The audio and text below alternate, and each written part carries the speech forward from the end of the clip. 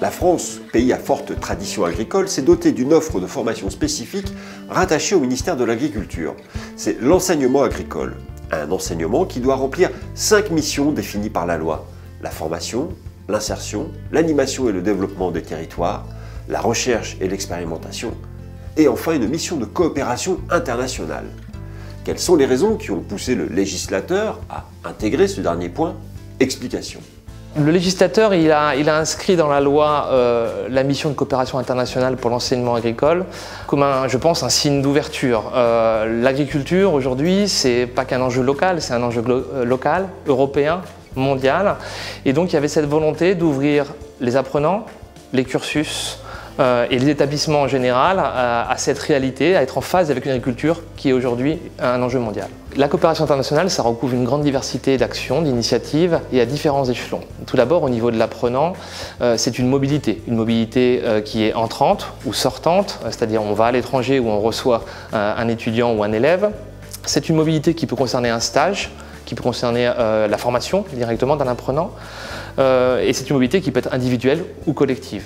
Les établissements s'engagent dans des actions du type jumelage avec un autre établissement dans un pays partenaire et participent aussi en accueillant ou en formant d'autres formateurs d'autres pays dans leur établissement.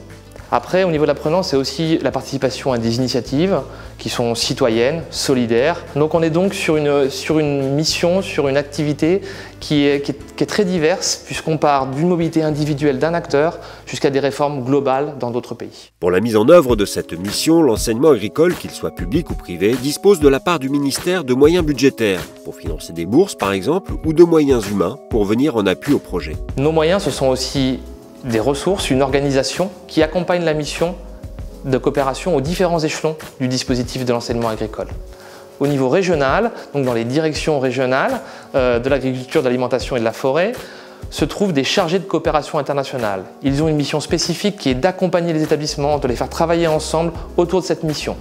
Point particulier de leur activité, ils sont chargés d'articuler une politique régionale de la mobilité avec les autorités régionales. Donc ils ont un rôle vraiment crucial en termes de mobilité. Au niveau national, le ministère de l'Agriculture met en place des réseaux géographiques ou thématiques. Et donc ces réseaux, qui sont souvent animés par des enseignants qui ont de l'expérience à l'international, vont travailler avec l'ensemble des établissements, des acteurs qui sont concernés par un pays ou par un thème. Les réseaux géographiques et les chargés de coopération au niveau régional sont les interlocuteurs des établissements. Mais ce sont aussi nos interlocuteurs au niveau de l'administration centrale et en l'occurrence du Bureau des relations européennes et de la coopération internationale. Notre bureau, nous, travaille avec ces interlocuteurs-là, mais essaye de coordonner la stratégie avec également les autres directions du ministère, avec d'autres ministères comme celui des Affaires étrangères ou celui en charge de l'éducation nationale. Nous avons un rôle de définition de stratégie, d'évaluation également, avec l'aide de l'inspection de la réalisation de la mission, et de mise en cohérence de tous les échelons jusqu'à l'échelon international, à savoir nos ambassades, nos conseillers agricoles, qui sont très concernés par ces échanges en matière académique. La coopération internationale est un enjeu transversal.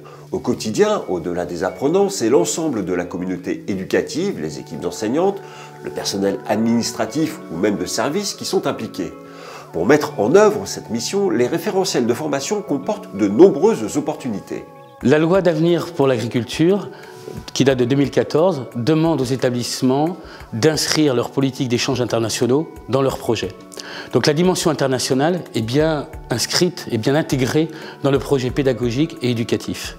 Et sa formalisation s'avère d'autant plus nécessaire pour lever des financements pour la mobilité des jeunes, que ce soit auprès de l'agence européenne Erasmus+, qu'auprès des collectivités territoriales. L'enjeu est d'apporter à nos publics des clés de compréhension du monde complexe dans lequel ils vivent. Donc les objectifs sont que les jeunes comprennent les mécanismes d'interdépendance et d'exclusion, qu'ils soient sensibilisés aux inégalités. Les référentiels de certification de l'enseignement agricole offrent de nombreuses possibilités pour acquérir et valoriser des compétences qui sont acquises lors d'une mobilité internationale. Si l'on prend l'exemple du référentiel du baccalauréat professionnel, le stage en milieu professionnel, le module d'adaptation professionnelle, le MAP, ou les citations professionnelles vécues sont véritablement les supports privilégiés pour acquérir et valoriser ces compétences.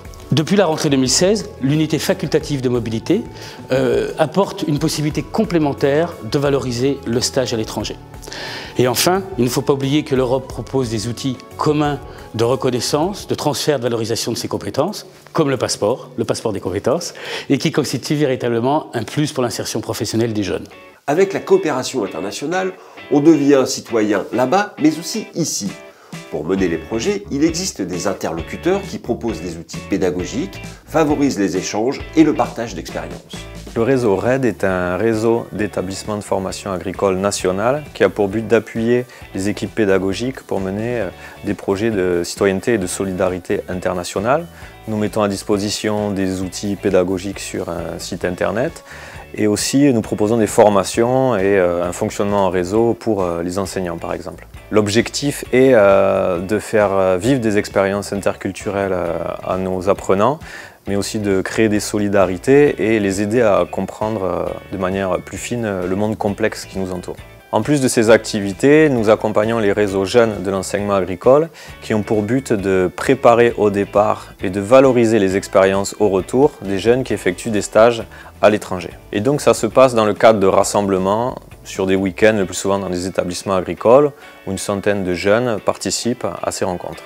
Pour les enseignants et les établissements de l'enseignement agricole privé, il existe le réseau EADR-SI, Éducation au développement rural et solidarité internationale.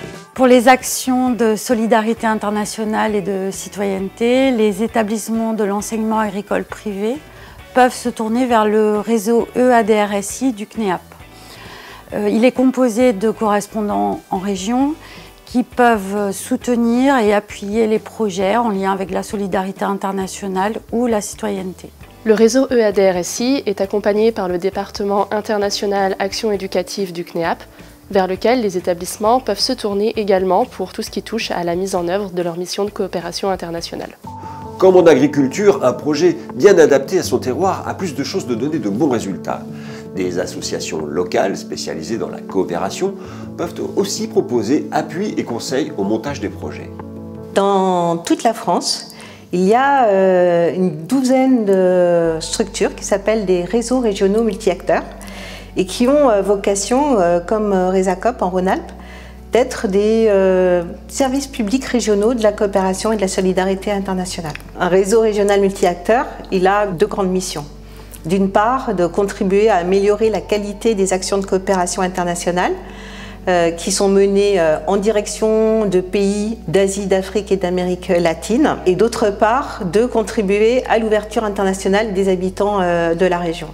Par exemple, nous, notre vocation, c'est vraiment de pouvoir renseigner sur les dispositifs qui existent au niveau de la région Rhône-Alpes pour accompagner des projets, par exemple, de lycées agricoles, pour justement voir comment l'établissement peut bénéficier de ce dispositif, l'accompagner dans la rédaction aussi du projet, et donc de lui donner les clés et on l'espère les bons outils qui vont lui permettre, avec ses élèves, de concrétiser un projet qui est soit un projet là-bas, soit un projet ici, puisque l'éducation à la citoyenneté internationale est vraiment aussi un de nos métiers de base. Pour résumer, l'objectif de ces projets est de permettre l'acquisition de savoir, de savoir-faire, mais aussi de savoir-être. Est-ce que cela fonctionne? Nous sommes en direct avec un ancien chef d'établissement qui a porté de nombreux projets. Monsieur Aymar, nous sommes en direct avec vous. Bonjour. Bonjour. Merci de nous accorder cet entretien. Est-ce que vous pourriez nous décrire rapidement le type d'établissement que vous gériez et préciser les types de projets que vous avez menés? Alors, un petit établissement scolaire sous statut agricole, de la 4e au bac pro. Sur un plan professionnel, on était axé sur les services aux personnes et au territoire. Et un projet d'établissement qui a défini comme axe principal le fait de faire de la coopération internationale. Vous avez donc décidé de faire de la coopération internationale un projet d'établissement. Alors je crois que c'est important, hein, c'est-à-dire qu'on a essayé de professionnaliser tout de suite et essayer de trouver en interne et en externe des positions fermes, hein, c'est-à-dire on ne part pas avec une équipe pédagogique à l'étranger s'il y a des résistants, s'il n'y a pas d'accord. Même chose avec le territoire puisqu'il faut aussi trouver des financements. Quel impact votre démarche a-t-elle eu sur la pédagogie? Alors sur la pédagogie, vous savez, quand on va faire un stage de 3 semaines au fin fond du Sénégal, à la frontière du Mali, il y a des apports avec des différences culturelles qui sont des apports intéressants en réflexion pour les élèves et pour les enseignants aussi, hein, c'est-à-dire qu'on modifie son comportement. Pensez bien que la relation pédagogique avec l'enseignant en retour est complètement différente. Cela demande quand même beaucoup d'énergie des équipes pédagogiques. C'est vrai que ça fait peur au début. Il y a tellement de paramètres qu'on ne maîtrise pas. Mais si vraiment le projet a été travaillé, il est vraiment inscrit dans le cœur de l'établissement, on crée une ambiance dans l'établissement qui est au-delà de la discipline, au-delà de tu ne travailles pas, au-delà de... On modifie totalement le rapport à l'élève et dans la communauté éducative. Comment les personnes extérieures à l'établissement perçoivent-elles cette démarche? L'impact est évident. Alors, juste pour vous donner un exemple, au début, je faisais beaucoup de publicité pour l'établissement. J'avais presque tout arrêté à la fin, donc plus de budget de com, hein, comme on dit, parce que il y a un tel rayonnement et de bouche à oreille dans le secteur, donc ça devient une marque de fabrique de l'établissement. Eh bien, merci Monsieur Aymar pour ces précisions. Voilà, cette émission est maintenant terminée. Vous pouvez compléter votre recherche d'informations et de conseils en vous connectant sur les sites qui s'affichent sur votre écran. Merci de nous avoir suivis.